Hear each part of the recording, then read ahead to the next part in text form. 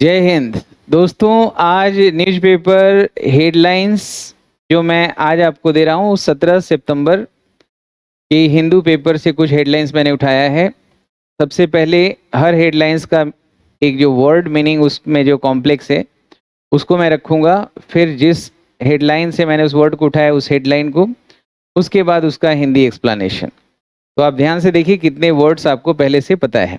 चलिए शुरू करते हैं। दोस्तों, क्लास को आगे बढ़ाएं उसके पहले बता दूं कि श्याम शर्मा क्लासेस एक नया कोर्स भी इंट्रोड्यूस किया है श्याम शर्मा क्लासेस के ऐप पे, जो प्ले स्टोर पे जाके आप उसको डाउनलोड करें। स्पेशल इंग्लिश बैच जो है खास करके रिटेन इंग्लिश को मजबूत करने के हिसाब से, और उन बच्चों के लिए जो CAPF के हैं, UPSC मेन के लिए हैं, या UP PCS J के लिए हैं, या RS राजस्थान PSC के लिए हैं।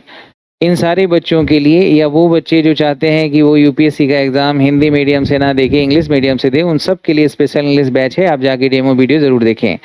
बाकी SSC, bank PO, railway, CAPF, ये सब के लिए कोर्स आपको पहले से ही complete English course recorded class मिल रहा है। आप ये सारी जानकारी 9599614791 पे कॉल करके प्राप्त कर सकते हैं। देखिए, पहला जो वर्ड आ रहा है मेस। हालांकि मेस जो वर्ड है यहाँ नाउन के रूप में लिखा गया है, गड़बड़।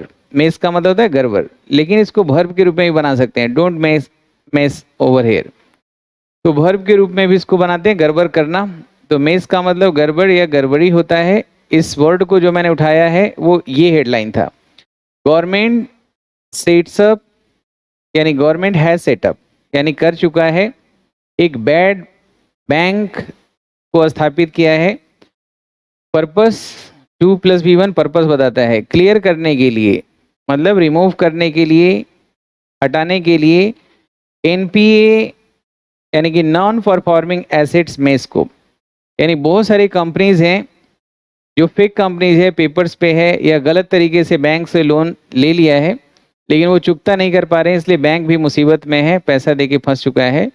तो इस गड़बड़ी से बाहर निकालने के लिए बैंकों को बहुत बड़ा अमाउंट गवर्नमेंट ने सैंक्शन किया है। उसी के ऊपर है कि उसके लिए बैड बैंक सेटअप किया गया है। नॉन परफॉर्मिंग एसेट्स यानी वैसे एसेट्स जो कोई परफॉर्म नहीं कर रहे हैं, लोन दे दिया और वहां जाके बिल्कुल डिस्पोज ऑफ हो गया है। तो मेस का मतलब गड़बड़ी होता है। सरकार ने NPA की गड़बड़ी को हटाने के लिए बैड बैंक स्थापित किया है। दूसरा वर्ड जो मैंने उठाया है वो है आपके सामने स्पॉट। वैसे स्पॉट का मतलब तो दाग धब्बा भी होता है, स्पॉट का मतलब जगह भी होता है, और स्पॉट का मतलब पहचान करना होता है। तो यहाँ पे पहचानना, पहचान करना, रिकॉग्नाइज करना, आइडेंटिफाई करने के सेंस में इस सेंटेंस को में इसका मीनिंग निकल रहा था, जो इस तरह से है कि तेलंगाना रेप केस का जो अक्यूज्ड है, आरोपी है, वो मृत पाया गया रेलवे ट्रैक पर। क्यों? क्योंकि वह ट्रेन के सामने छलांग लगा दिया था जब लोग उसको पहचान लिए थे। तो स्पॉटेड हिम यानी कि पहचान कर लेना, सही है। तो इसका हिंदी जो आया, तेलंगाना बलात्कार केस का आरोपी रेलवे ट्रैक पर मृत पाया गया, लोगों के पहचानने के बाद वह ट्रेन के सामने कूद गया। अगला जो वर्ड मैं आपको दे रहा हूं वो है अडल्ट्रेशन। ये आप बार बार पढ़ते होंगे। अडल्ट्रेशन का मतलब होता है मिलावट करना, यानी कि प्योर चीज में इम्प्योर चीज को मिक्स करके सामान बेचना, मिलावटखोरी कहते हैं अडल्ट्रेशन। तो ये जो मैंने उठाया है हेडलाइन था 3 अरेस्टेड फॉर डीजल अडल्ट्रेशन, यानी कि डीजल के तेल में कुछ और चीज को मिक्स करने के आरोप में 3 लोगों को गिरफ्तार किया गया। 3 वर अरेस्टेड, वर्ब का थर्ड फॉर्म है, तो मैंने बताया कि चाहे तो पैसिव होगा या फिर एडजेक्टिव होगा। तो यहाँ पे अरेस्टेड जो है पैसिव में लिखा गया है, और इसके पहले वाला जो था, जो मैंने आपको बताया था अक्यूज्ड, ये भी थर्ड फॉर्म है हेडलाइन में, ये है एडजेक्टिव के रूप में। तो जब भी वर्ब का थर्ड फॉर्म हो, चाहे तो पैसिव में होगा या वर्ब के थर्ड फॉर्म में वो एडजेक्टिव के रूप में आता है, पास्ट पार्टिसिपल। डीजल मिलावटखोरी के आरोप में 3 लोगों को गिरफ्तार किया गया, पैसिव में है वाक्य। अगला जो वर्ड आपके सामने आ रहा है वो है कॉल ऑन। ये फ्रेजल वर्ब है। कॉल ऑन का मतलब होता है थोड़ी देर के लिए किसी से मिलने जाना, है ना। ये आपने फ्रेजल वर्ब का सीरीज चल रहा है, उसमें ये वर्ड आपने पढ़ा है। Indian chess team calls on chief minister, यानी कि भारतीय जो चेस दल बना है वो मुख्यमंत्री से मिलने गया है या मिला है। Call on chief minister, Chennai के जो चीफ मिनिस्टर हैं, स्टालिन नाम है उनका, उनसे मिलने गए थे, वहां से ये न्यूज उठाया गया है। भारतीय शतरंज टीम मुख्यमंत्री से मिलने गए, सही है। कुछ बच्चे कह रहे थे कि पूरा न्यूज भी बताइए, डिटेल्स जो है बिल्कुल बताएंगे। धीरे धीरे करके न्यूज हेडलाइन जब पढ़ लें तो उसके बाद उसको मैं आपके सामने बताऊंगा। जैसे पहला वर्ड है, यहाँ पे जो वर्ड है पांचवा, वो है ऑप्थाल्मोलॉजिस्ट। ऑप्ट का मतलब आंख होता है, नेत्र रोग विशेषज्ञ कहते हैं, ऑप्ट्रिशियन भी बोलते हैं डॉक्टर को, है ना। और ये city ophthalmologist chosen for US association award. तो चूजेन मतलब पैसिव में है वर चूजेन, यानी कि शहर के जो नेत्र रोग विशेषज्ञों को चुना गया है America association, US association awards के लिए, सही है। ये इसका हिंदी हो गया। शहर के नेत्र विशेषज्ञ को यूएस एसोसिएशन अवार्ड के लिए चुना गया है, तो यहाँ चूजेन थर्ड फॉर्म में है। जब भी पैसिव में बनाया जाता है थर्ड फॉर्म खाली लिख दिया जाता है और ऑक्सिलरी वर्ब को वहाँ ड्रॉप कर दिया जाता है। अगला जो वर्ड हमने उठाया है स्क्रैप। स्क्रैप का मतलब तो रद्दी माल होता है नाउन के रूप में। स्क्रैप का मतलब निकाल फेंकना भी होता है, जिसको आप कहते हैं रिमूव करना या समाप्त करना, do away with. Do away with phrasal verb है, वो भी यहाँ यूज कर सकते थे। Residents want 3 more toll plaza to be scrap. Toll plaza कहते हैं जहाँ पे शुल्क चुंगी केंद्र को कहते हैं, जहाँ पे शुल्क या चुंगी को वसूला जाता है उसको टोल प्लाजा कहते हैं, जिससे बहुत ज़्यादा ट्रैफिक कंजेशन बढ़ जाता है। तो जो रेजिडेंट्स हैं, जो स्थानीय निवासी हैं, 3 और चुंगी केंद्रों को समाप्त करवाना चाहते हैं, सही है। तो यहाँ पे स्क्रैप जो है वर्ब के रूप में हुआ है। कोई भी वर्ड नाउन वर्ब कुछ भी बनता है, आप ध्यान से देखिए कि वो नाउन है कि वर्ब है। जो नाउन है वो वर्ब भी बनाया जाता है। बहुत सारे ऐसे वर्ड्स हैं मोस्टली जो एक वर्ड जो आप नाउन पढ़ते हैं वो वर्ब के रूप में, जो वर्ब पढ़ते हैं वो नाउन के रूप में भी यूज किया जाता है। अगला जो वर्ड है दोस्तों आपके सामने वो है बेवर। बेव करना मतलब है कर, यानी मतलब जो लगान है या फिर जो कर्ज है वो माफ करने के लिए बेव बोलते हैं। बेवर, हम ये जो माफी पत्र होता है, जो शुल्क माफी पत्र, कर माफी पत्र या चुंगी माफी पत्र, उसको बेवर कहते हैं। ये जो वर्ड मैंने उठाया है फिशरमैन, प्लुरल में लिखा है, यानी मछुआरे क्या चाह रहे हैं, सिक का मतलब खोजना या मांगना होता है, वो बेवर मांग रहे हैं, यानी कि छूट पत्र मांग रहे हैं। किस चीज में, रोड सेस ऑन डीजल, यानी कि जो रोड चुंगी लगाया जाता है। सेस का मतलब भी चुंगी होता है, जैसे टोल का मतलब चुंगी है, टैक्स है, वैसे ही सेस का मतलब चुंगी होता है, कर, टैक्स। उपकर इसको बोलने ज़्यादा अच्छा है। ये वर्ड भी मैं आपको बता रहा हूँ।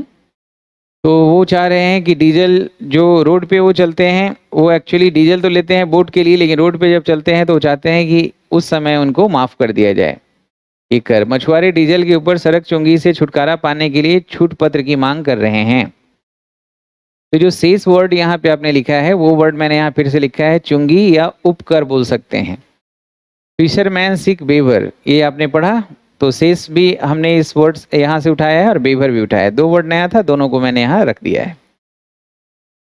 अगला जो आपके सामने आ रहा है कोन। कोन का मतलब शंकु होता है नाउन के रूप में, जिसमें कोई चीज को फंसाते हैं, और वर्ब के रूप में शंकु लगाना या किसी को फंसाना होता है, मतलब धोखा देने के लिए, डुप करने के लिए, DUP, डुप का मतलब ही धोखा देना होता है, डिसीव करना होता है।